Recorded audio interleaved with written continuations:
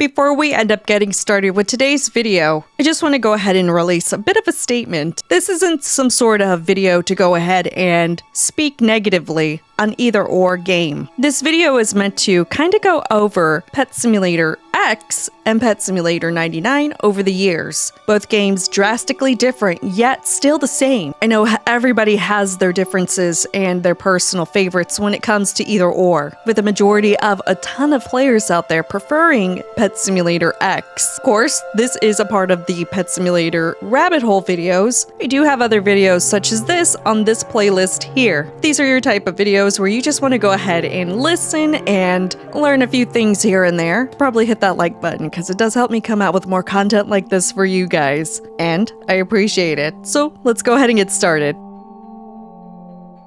It's July 26th, 2021. You just saw the premiere for the brand new Pet Simulator X trailer. Now what? I don't think anybody really understands how huge of a deal this was many years ago, yet alone understand how many channels got their kickstart by just Pet Simulator content. Back then, I know for a fact, these were not common games that you would normally see on Roblox. Roblox had other types of games on their platform, but for me specifically, my memories are with Pokemon Brick Bronze. So unfortunately, I never really got into the whole Pet Simulator era until around 2022, and this was on Pet Simulator X. Now I know everybody has different memories and their own experiences with these games. I never really had the chance to actually play the previous two games, Pet Simulator 1 and Pet Simulator 2. I thankfully gave in and started to play Pet Simulator X because of Bubblegum Simulator 1, and that was primarily because I ended up getting very bored very fast on Bubblegum Simulator because I had absolutely no idea what I was doing at the time. However,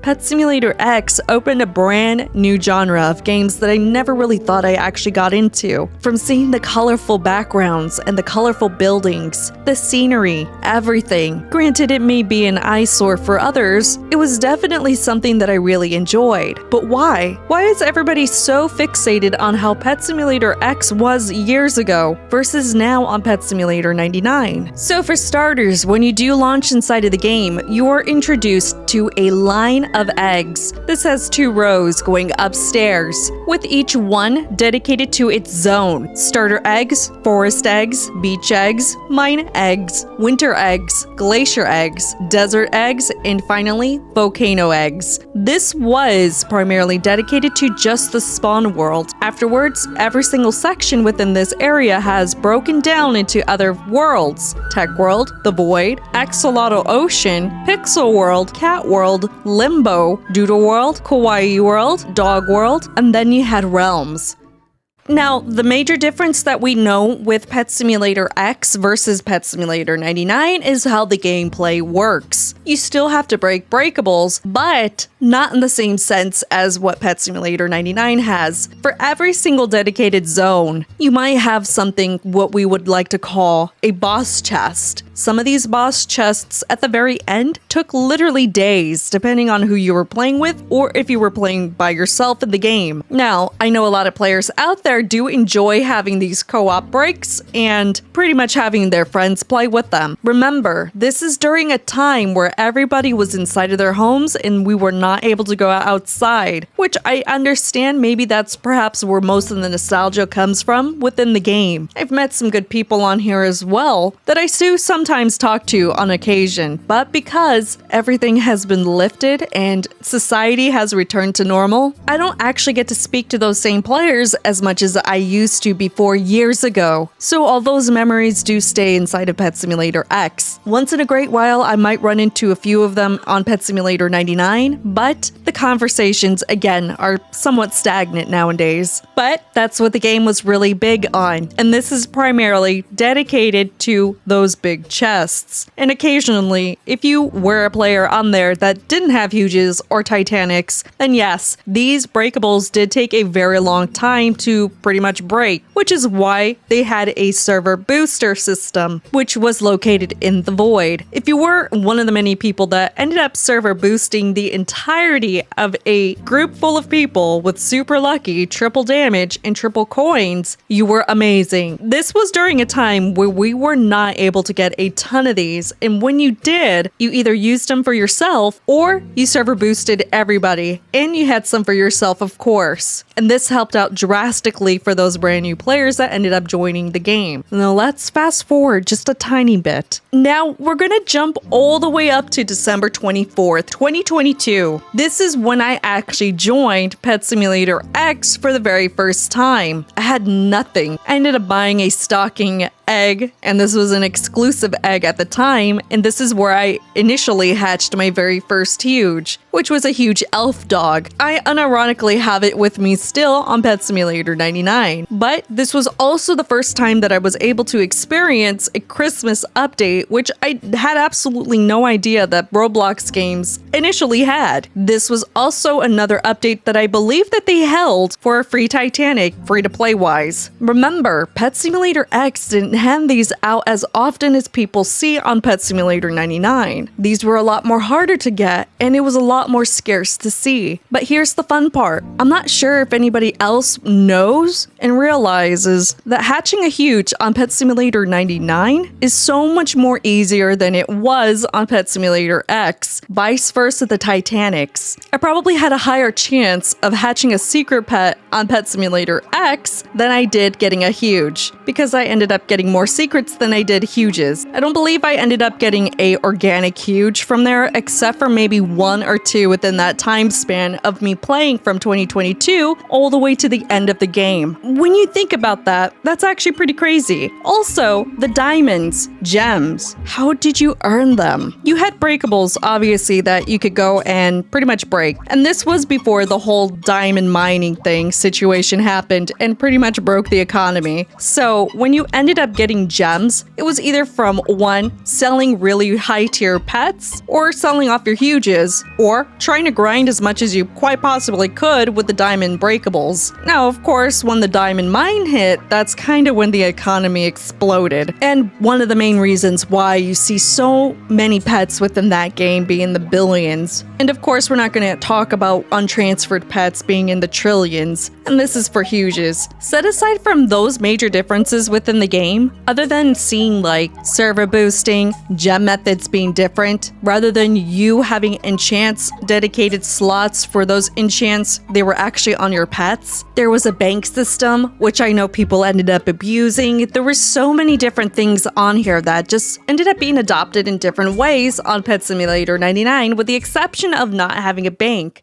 And then finally, July 22, 2023, Yeet a Pet update. This was the last major update that the game actually received. And to be quite honest, if we were to do a comparison and contrast between what the differences between the Pet Simulator X version was versus the newest one, which is on Pet Simulator 99, I can definitely say with confidence I prefer the Pet Simulator 99. And this is primarily because it was so much more difficult on Pet Simulator X to essentially get a ton of the orbs and yeet a pet. You had to collect orbs in order to do upgrades. If you didn't have those upgrades, then you weren't going to get as far as you think you were. You had better yeet egg prices, higher yeet egg luck, critical yeet chances, yeet orb reach, the same stuff that you would normally see, except you needed a lot of coins. And like I said previously before, you had a higher chance of pretty much getting a secret pet versus a huge pet, or any of the good pets for that matter, so you can make a further reach for more coins. So there were times where I would spend hours during the day to just collect certain orb amounts to get a certain amount of coins to just hatch for maybe 10 minutes, if that. And after that, the game was done. We were given an announcement for Pet Simulator 99. And I know the masses went crazy when they first heard this, because they didn't know if they spent all their money for something that wasn't going to be utilized in a new game. Of course, granted, with the exception of the game passes, which are dedicated to a sole singular game, what about all the other pets? I myself included into that mix because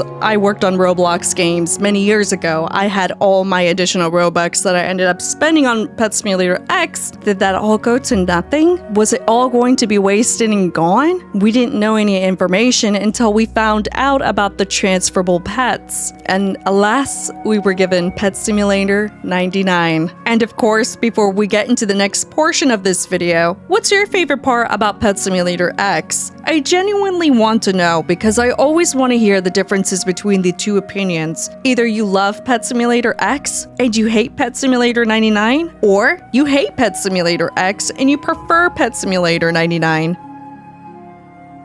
December 1st, 2023. We're reaching an era where society is somewhat returning to normal to a degree. However, this does not stop the momentum that we're getting for the traction on the brand new release of Pet Simulator 99. I, myself included, do prefer Pet Simulator 99 for many other reasons. My attention span is obviously a lot more captivated on Pet Simulator 99 than it ever was on Pet Simulator X. Downright from the breakables to methods, enchants, the way certain things are set up, the ease of access on getting certain huges, and obviously nowadays Titanics. But for those that really never got to experience the first release of Pet Simulator 99, it was huge. I remember streaming this the very first day that it came out, and it was so different. I always speak about the first Christmas update that we were able to get before, and I always hold that event pretty close to me because it was the very first event that I was able to experience on Pet Simulator in general for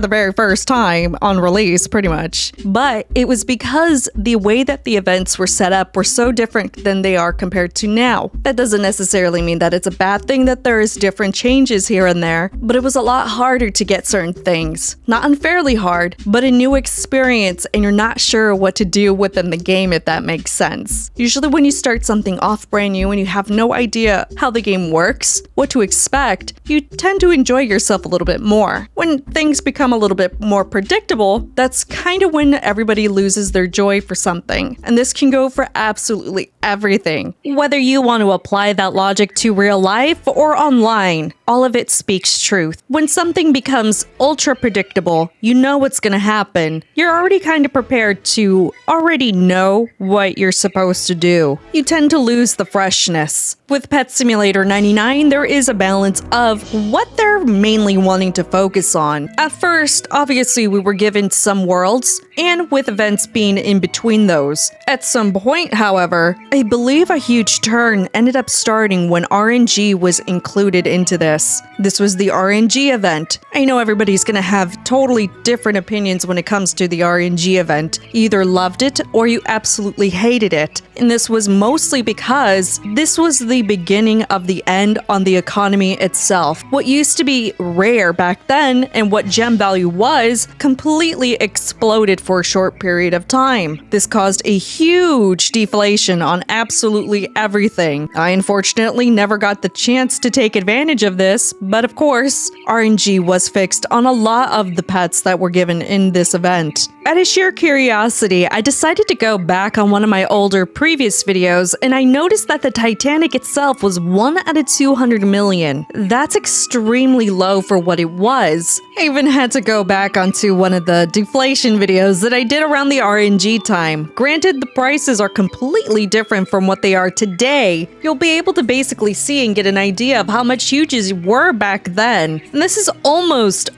a year ago. Now, I know this is where everybody's going to have their major different opinion on this, whether I say it or not. In the developer world of Roblox, it's incredibly impressive that Big Games is able to come out with weekly updates. There are some games that I used to wait literal months for any type of update, and primarily one of the main reasons why I shifted gears from doing content to development work, then back to content. Now, I do also have to put this into perspective as well. There are many reasons why a studio may not come out with many updates. It could be a lack of a team, it could be lack of funds, it could be absolutely anything. However, I do remember specifically there was a period of time where Big Games was trying to do weekly updates, but people were upset that there were a lack of content. Then they turned it into bi-weekly, every 2 weeks. Again, people ended up being unhappy with this because either they they spat through the event to a point where they spent the entire day and they had nothing to do, so Big Games changed it to monthly. That monthly period of time again switched over to people beating it within 1 to 2 days, so therefore they had to wait. Eventually we went back to weekly updates, and I'm assuming this could be one of the main reasons why we have events to keep people preoccupied. Then again, this is just an assumption. Now, because we're talking about Pet Simulator X and Pet Simulator 99, we're not going to go ahead and bring Pets Go into the mix. This is its own game based off of the RNG event, so of course, respectfully, we're gonna leave that one out. But set aside from all of the events and all of the additional added items and everything else that's so completely different about Pet Simulator 99, now we can actually talk about the major differences.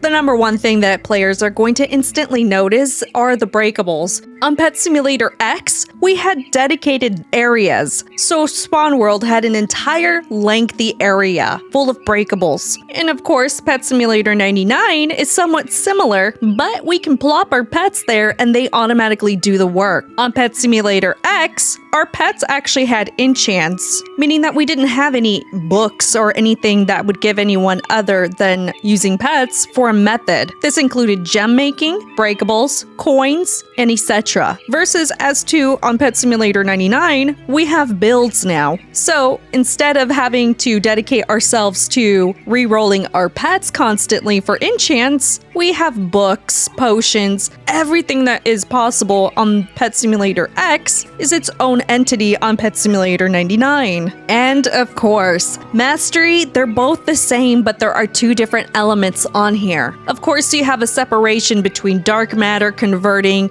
Diamond Mine Mastery, as to where Pet Simulator 99 combined all the breakables into one singular mastery. But they still work somewhat the same way. I believe another major thing that players will notice is rather than the 99 pets that you can equip on Pet Simulator 99, it is 22 on Pet Simulator X. And of course, we are going to include the game passes. Of course, the one being the most outed one is the Secret Hunter, versus what we would have on Pet Simulator 99, which are completely different, yet somewhat the same. Triple coins, triple damage, super lucky, and ultra lucky are 4 different things that we can have inside of this game that we do not have on Pet Simulator 99. And what seems to be a brand new renovation on their previous models. Unfortunately, I don't own a Titanic to showcase this, but apparently these are smaller on Pet Simulator 99 versus what they were on Pet Simulator X. And who could forget the Trade Plaza? Now, they're both the same, but style-wise, they're completely different. You also had a separation between VC and non-VC chats. So if you decide to go into a VC-dedicated Trade Plaza, you could do that on Pet Simulator X. Opposed to Pet Simulator 99, it's dedicated to all of it combined into one. Now, of course, on Pet Simulator X, the prices for absolutely everything are drastically different, and I know it's night and day difference, kind of seeing pets being in the billions and yet alone in the trillions. Now, the unfortunate thing about Pet Simulator X is this game is more susceptible to scammers and cross-traders. So, that's the major difference that I notice in between two games. People usually play Pet Simulator X because it's a lot more easier to scam people on here and to be number 1 on the leaderboard for global worldwide rap, versus what you would normally have on Pet Simulator 99. Does that make it a bad game? No. It just means that we have more bad apples inside of a basket than the good ones. From 2021 to now officially 2025, we were given 2 games. I feel like within that time span, even though it's been barely 4 years now, so much has changed. Whether it's the player base, growing up with Pet Simulator 1 all the way up to Pet Simulator 99, it feels like a lot of time has passed, but at the same time, it feels a little slower. I'm not sure if that makes sense, but 4 years doesn't feel that long ago, yet it does at the same time. Within that time span, I have made plenty of friends. Sure, I may not talk to all of them all at the same time, nor do I talk to them the same way that I used to before. Seems like everybody had so much time on their hands, and life felt a little different years ago. But now fast fast forward 2025, things feel a little bit more normalized. And trying to find a game on Roblox is a little bit more harder nowadays. And what better way to get onto Roblox after a long day at school or a long day at work than to find a game that you want to go ahead and play, whether or not that has to do with Pet Simulator 99 or not. Nowadays, I might interval between Pet Simulator 99 and Grow Garden. Sometimes I might even draw. We just may never know. But what I do know is, sure, I may miss Pet Simulator X, but I think I might miss it for just the memories versus to what the game offered for me back then. I'm not sure if anybody else also feels the same way or if they genuinely did enjoy the game itself, but that's pretty much all I can really talk about during this entire video. So again, what is your current favorite game? And if you did enjoy Pet Simulator X more than Pet Simulator 99, let me know down in the comments down below as to why. I always like to have this conversation with a couple of other people out there, since everybody wants to debate sometimes. That Pet Simulator X will always reign supreme. And until then, I will see you guys all in the next video. Okay, bye.